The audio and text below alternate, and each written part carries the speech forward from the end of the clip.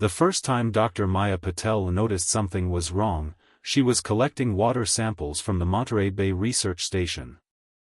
The morning fog had just begun to lift, revealing a figure standing motionless on the pier.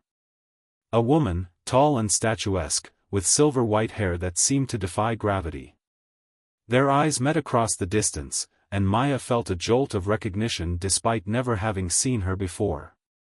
That was 3 weeks ago. Since then, the woman had appeared everywhere, outside the marine biology lab, at the local coffee shop, even in the quiet hiking trails where Maya conducted her field research. Always watching, never approaching. Today, as Maya calibrated her equipment in the lab, she caught a glimpse of that same silver hair through the window. Her hands trembled slightly as she set down the delicate sensor. "This ends now," she muttered, striding toward the door.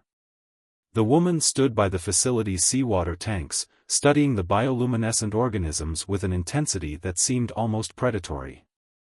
Up close, Maya noticed details she hadn't been able to see before. The woman's skin had an odd iridescent quality, and her eyes weren't just gray, they seemed to shift color like the northern lights. "Who are you?" Maya demanded, proud that her voice didn't waver. "Why are you following me?" The woman turned, moving with an ethereal grace that made Maya think of deep-sea creatures. "My name is Kyra," she said, her voice carrying an accent Maya couldn't place. "And I'm here because your world is in danger." Maya almost laughed. "Right. And let me guess, you're not from around here?" "No," Kyra replied simply. "I'm from what you would call the Pleiades cluster. And you, Dr. Patel, are far more important than you realize." The casual mention of her name sent a chill down Maya's spine. "How do you know who I am?" "The same way I know that your research into bioluminescent organisms isn't just about understanding marine life. You've been detecting patterns, haven't you? Energy signatures that shouldn't exist at these depths." Maya felt the blood drain from her face. She hadn't told anyone about those anomalies, not even her research partner. The data had made no sense, light patterns that seemed to respond to thought, energy readings that defied known physics. "Those patterns," Kyra continued, "are quantum signatures. Earth's oceans are generators of quantum potential, and you, Dr. Patel, are one of the few humans capable of perceiving them. We call people like you quantum anchors." "This is insane," Maya said, but even as she spoke, she remembered the strange dreams she'd been having lately, visions of vast networks of light spreading through the oceans, connecting everything in ways she couldn't quite understand. "There are others coming," Kyra said, her expression growing grave. "They seek to harvest Earth's quantum potential, regardless of the cost to your world's biosphere. My people, the Stellari, have sworn to prevent this. And what do I have to do with any of this?" Kyra's eyes flashed with an inner light. "You are a nexus point, Dr. Patel. Your ability to perceive quantum signatures isn't just a gift, it's a weapon. With training, you could help us protect your world. Without you, Earth's defenses will fail." Maya looked back at her lab, at the years of research that had led her to this moment. She thought about the unexplained phenomena in her data, the patterns that had haunted her dreams. "Prove it," she said finally. Kyra smiled, and for a moment, her form seemed to shimmer like sunlight on water. She reached out and touched Maya's forehead with one finger. The world exploded into light. Maya gasped as her perception expanded. The ocean before her became a vast network of quantum pathways, glowing with potential. She could see energy flowing through every living thing, connecting them in a dance of possibility and probability. "This is how I see your world," Kyra said softly. "And this is what they want to destroy." As the vision faded, Maya steadied herself against the railing. Her scientific mind was racing, trying to rationalize what she'd just experienced, but she knew that everything had changed. "How long do we have?" "Not long," Kyra replied, looking up at the sky. "They're already on their way. The question is, Dr. Patel, are you ready to help us stop them?" Maya looked at her hands, still tingling with the aftereffects of the quantum vision.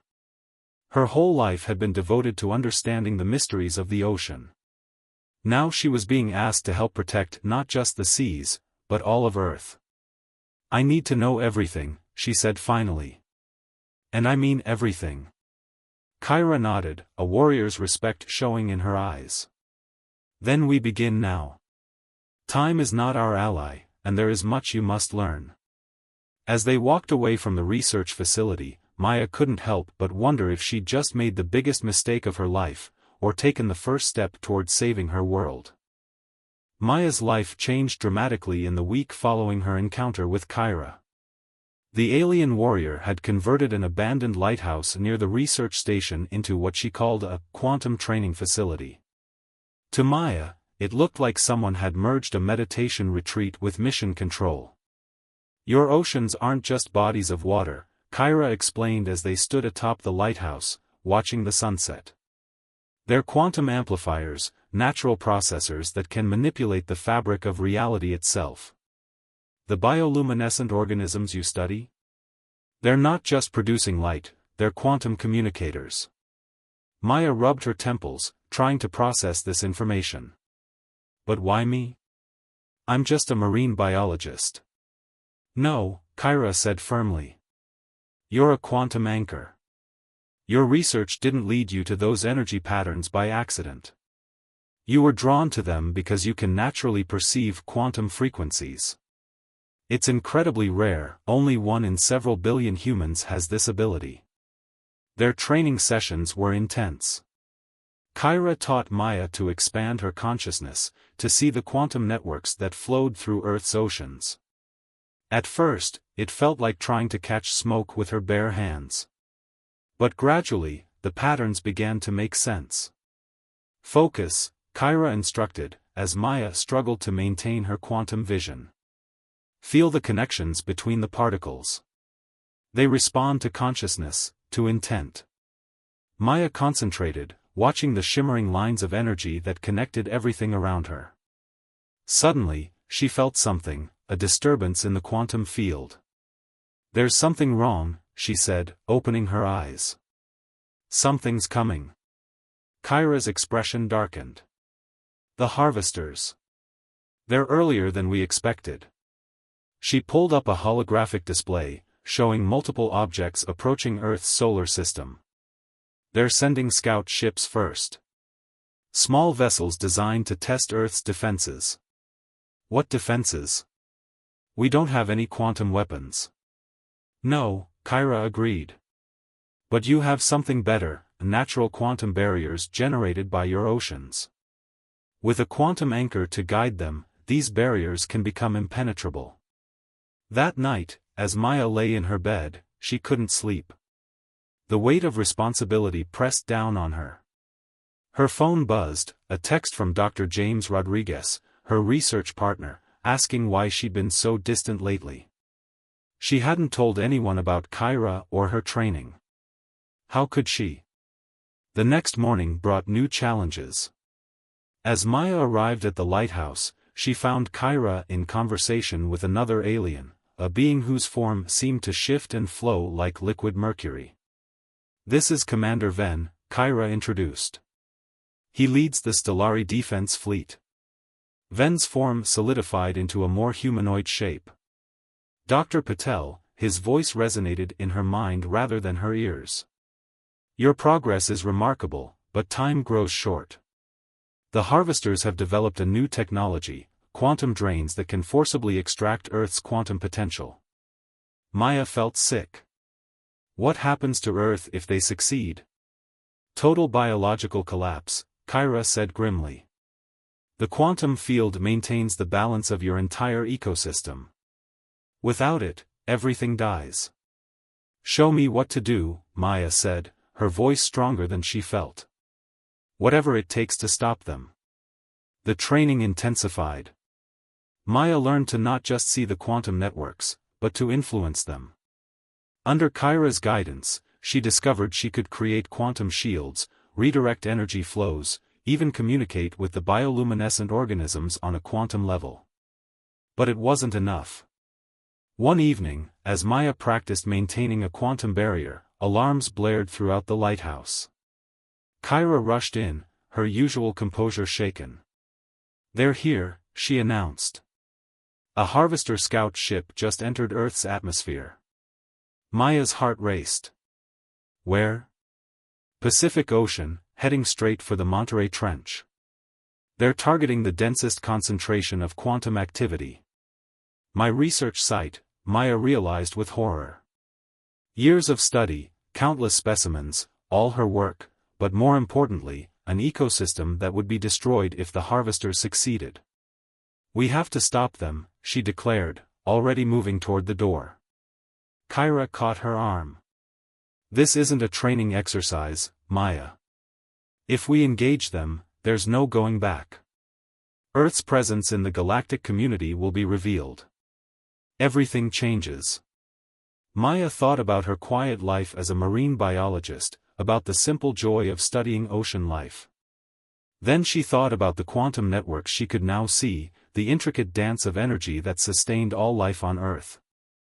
"Everything's already changed," she said. "Let's go."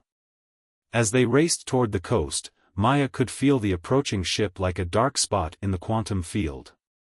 She knew she wasn't ready, knew she was probably in way over her head. But as she watched Kyra prepare for battle, she realized something: humanity had never been alone in the universe, but now they had a chance to prove they deserved their place in it.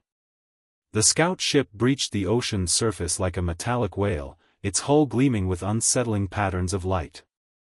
Maya took a deep breath and opened her quantum senses. The real test was about to begin. The Harvester scout ship hung suspended above Monterey Bay, its surface rippling like liquid metal in the moonlight. Maya stood at the edge of the research pier, her heart pounding as she watched smaller pods detach from the main vessel and dive into the waters below.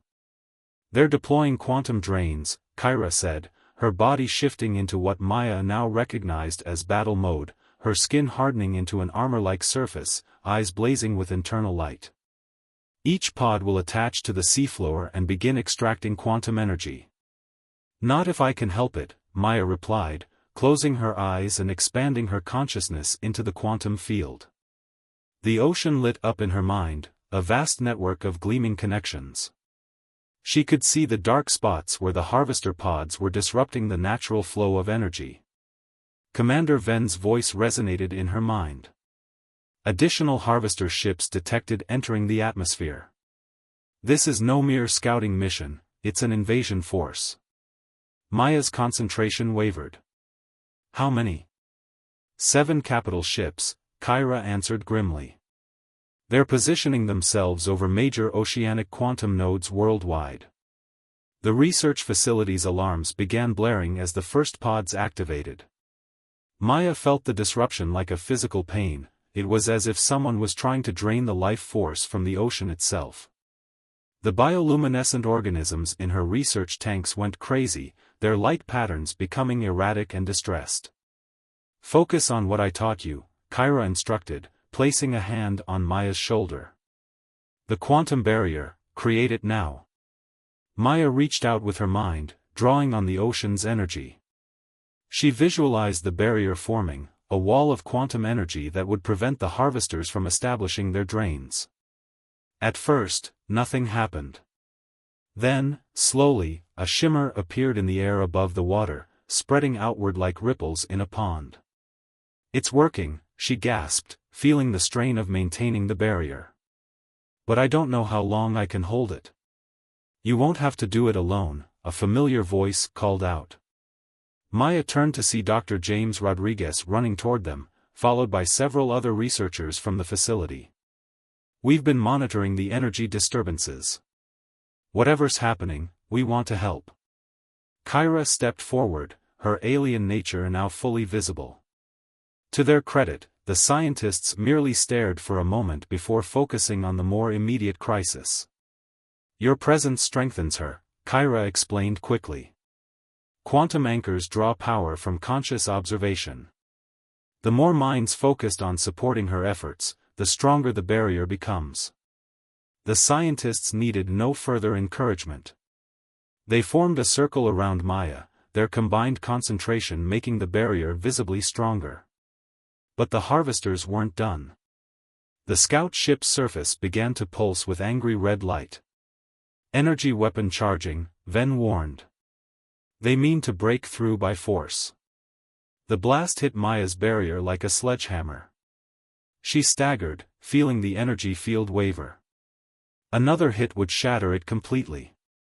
Then she felt Kyra's hand in hers, channeling additional power into the barrier. The Stellari fleet is entering the atmosphere, Ven announced. But they won't arrive in time to prevent a second blast. Maya's mind raced. The quantum fields, the bioluminescent organisms, the natural energy flow of the ocean, it all connected. She wasn't just defending against the harvesters, she was part of Earth's natural defense system. Everyone, watch the water, she commanded. As her colleagues looked down, the entire bay began to glow. Millions of bioluminescent organisms were responding to her call, creating a vast network of living light. Maya wasn't just drawing power from the quantum field anymore, she was directing it, shaping it through the collective consciousness of Earth's own life forms. The harvester ship fired again, but this time the blast scattered harmlessly across a barrier that shone with biological light. The water beneath the ship began to churn as a massive quantum surge rose from the depths, encasing the vessel in a cocoon of energy. Impossible, Ven's mental voice held a note of awe. She's using the marine life as quantum processors, amplifying the ocean's natural defense mechanisms. The harvester ship tried to retreat, but it was too late.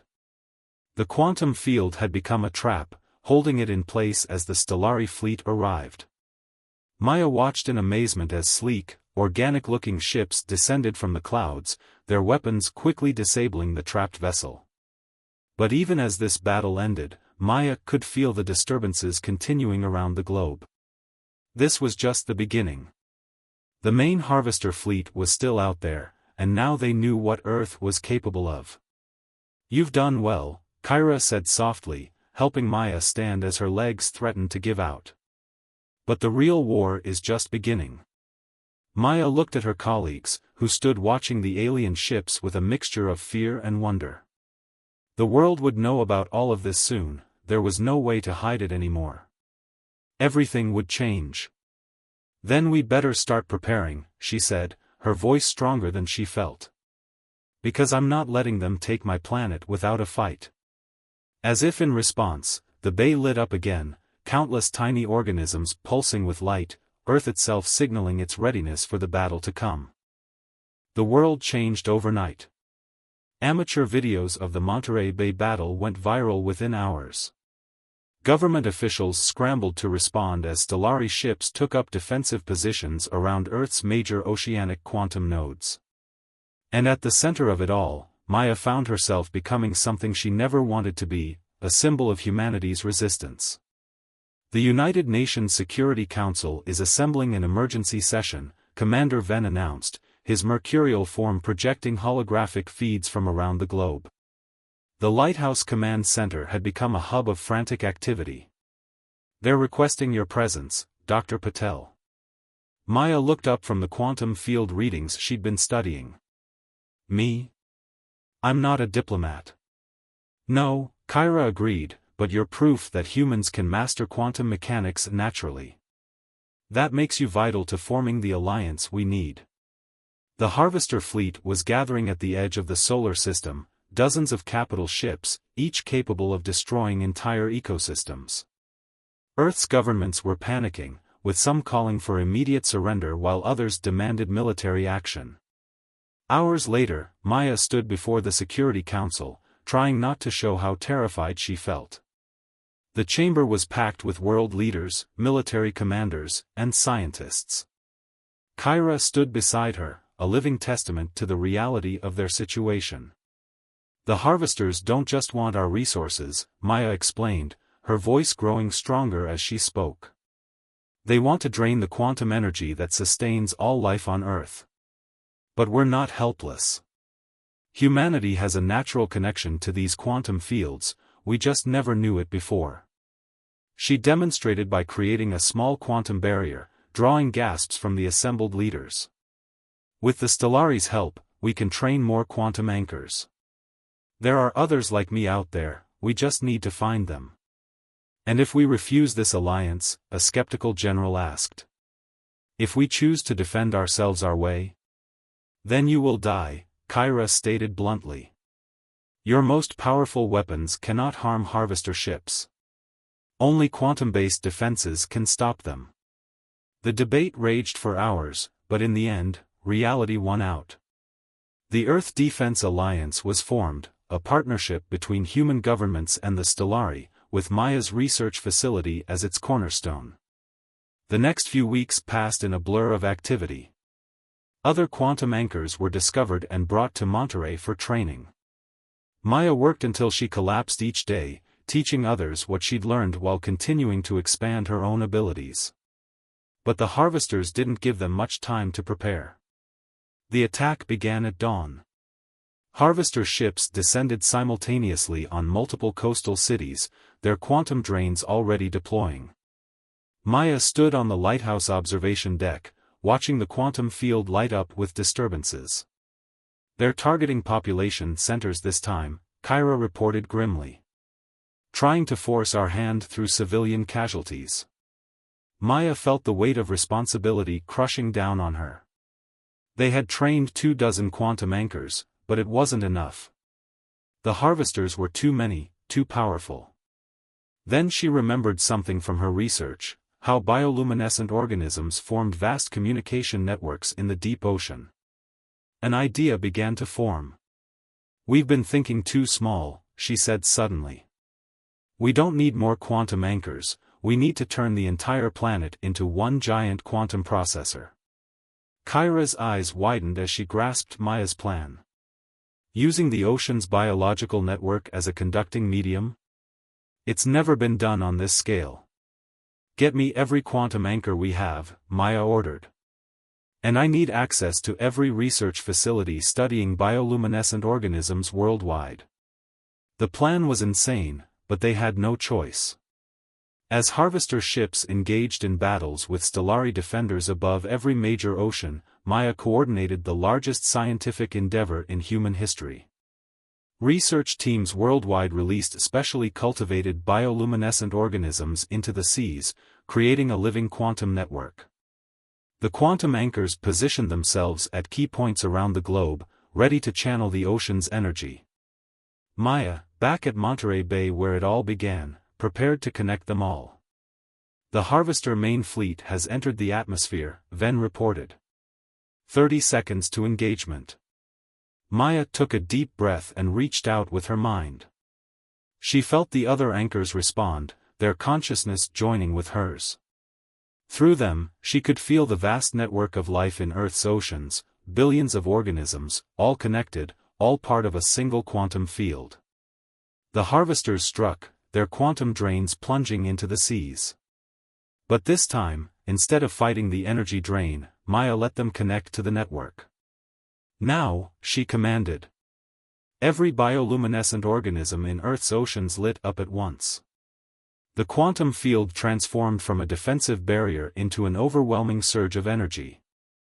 The harvester ships, connected to the ocean through their own drains, couldn't disconnect in time. The energy feedback was catastrophic, for the harvesters. Ships began falling from the sky, their quantum systems overloaded by the very energy they had tried to steal. But the victory came at a price. Maya felt the strain of coordinating such vast energies. Blood trickled from her nose as she fought to maintain control of the quantum cascade. You have to let go, Kyra urged, supporting her as she swayed. The feedback loop is too strong. Not yet, Maya gasped. Have to, finish it. The quantum surge reached its peak, and the last harvester ship fell. As Maya finally released her hold on the field, she collapsed into Kyra's arms, the world fading to darkness around her. The battle was won, but the war wasn't over. And Maya's greatest challenge still lay ahead. Maya drifted in darkness, surrounded by quantum fields that pulsed like heartbeats. She couldn't tell if hours or days had passed since the battle. Gradually, voices began to filter through her consciousness, worried doctors, Kyra's steady tones, and the distinctive resonance of Commander Ven's thoughts. Her neural patterns are stabilizing, someone said. The quantum feedback didn't cause permanent damage. Maya opened her eyes to find herself in a strange hybrid of hospital room and quantum chamber. Through the window, she could see the Monterey Bay glowing with residual bioluminescence, an aftereffect of the massive quantum surge. "Welcome back," Kyra said softly, her warrior's exterior softened by genuine relief. "You've been unconscious for 3 days. The harvesters?" Maya's voice was rough from disuse. Defeated, but not destroyed entirely, Commander Ven materialized beside her bed. "Their remaining ships have retreated beyond the solar system. However, we've detected unusual quantum signatures in their wake." Maya struggled to sit up, her scientific curiosity overriding her exhaustion. "What kind of signatures?" "They're unlike anything we've seen before," Kyra explained. "It's as if the quantum surge didn't just defeat the harvesters, it changed them somehow." Dr. Rodriguez entered the room, carrying a tablet filled with data. "The quantum network you created? It's still active. The bioluminescent organisms have formed a permanent communication web throughout Earth's oceans. We're picking up signals we never knew existed, and some of them are coming from deep space." Maya closed her eyes, extending her quantum senses carefully. The ocean felt different now, more alive, more connected. And there, at the edges of her perception, she could feel something else, a vast consciousness slowly awakening. "It's not just a network," she whispered. "We didn't just create a weapon or a defense system. We activated something that was already here, waiting." Kyra's eyes widened. "The ancient ones. The legends were true." "What legends?" Maya asked. "There were stories," Ven explained, his form shifting with excitement, "of civilizations that seeded young worlds with quantum potential, creating vast neural networks that would one day allow those worlds to achieve true consciousness. Earth wasn't just another target for the harvesters, it was one of these sleeping giants." The implications were staggering. Earth itself was awakening, becoming aware through the vast network of quantum-connected life in its oceans. And humanity, through Maya and the other quantum anchors, had inadvertently helped trigger this awakening. The next few weeks brought radical changes. The United Nations established the Earth Quantum Council, with Maya as its chief scientific advisor. Research facilities worldwide began studying the quantum network, making discoveries that revolutionized our understanding of life itself. But the most surprising development came 6 weeks after the battle. A quantum signal was detected approaching Earth, but this time, it wasn't hostile. "It's from the harvesters," Kyra announced, her voice filled with disbelief. "They're requesting dialogue." The message explained everything. The quantum surge hadn't just overloaded their ships, it had connected them to Earth's awakening consciousness. For the first time, they understood the true nature of what they had been destroying.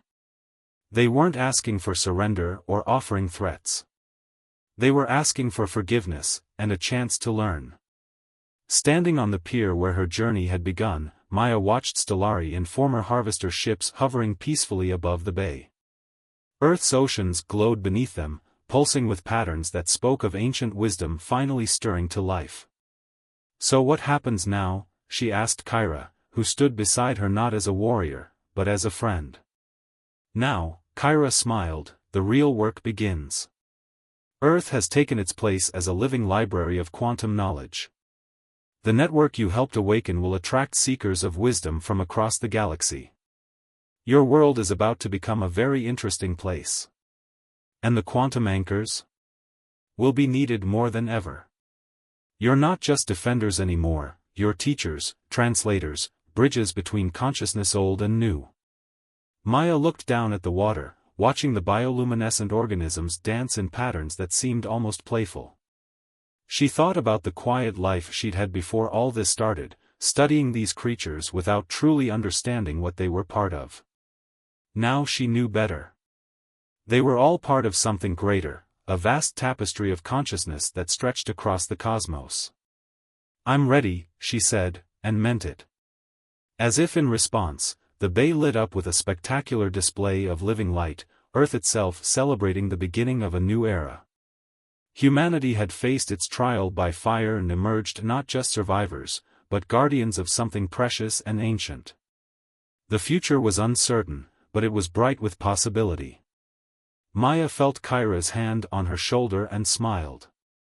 Sometimes the most important journeys began with someone following you, watching and waiting for the right moment to reveal that you were capable of far more than you ever imagined. Above them, the stars seemed to shine a little brighter, welcoming Earth to its new place in the cosmic community. The Quantum Guardian had found her purpose, and with it, humanity had found its destiny.